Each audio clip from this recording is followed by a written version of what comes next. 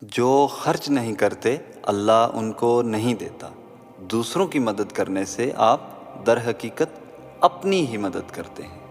اصل تحفظ کردار سے حاصل ہوتا ہے۔ طاقت با کردار طریقے سے رہنے سے آتی ہے۔ ایک مضبوط کردار کا آدمی طاقتور ہوتا ہے۔ بہترین تحفہ جو آپ ایک دوسرے کو دے سکتے ہیں وہ آپ کی پاکیزگی ہے۔ اپنے پیاروں کو ان کی اہمیت کا احساس دلائیں۔ یہ احساس ہر چیز سے بڑھ کر ہے۔ خاص دنوں کو یاد رکھیں اور تحائف کا تبادلہ کریں۔ مضبوط ترین رشتے مشکل وقتوں میں قائم ہوتے ہیں، نہ کہ اچھے وقتوں میں۔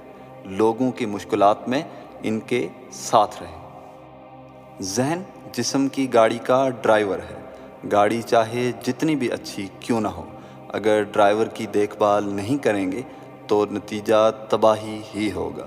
اور ذہن کی غذا علم سیکھنا ہے۔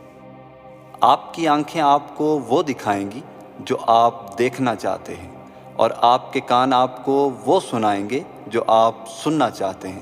لہٰذا ان پر کبھی بھروسہ مت کیجیے۔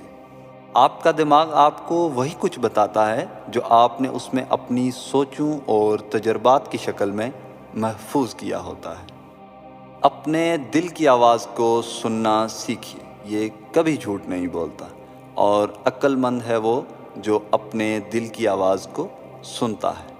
ہر مشکل اور پریشانی ہمیں کچھ سکھانے ہی کے لیے آتی ہے۔ ہر مسئلے کا حل موجود ہوتا ہے۔ ہمارا کام اس حل کو تلاش کرنا ہے۔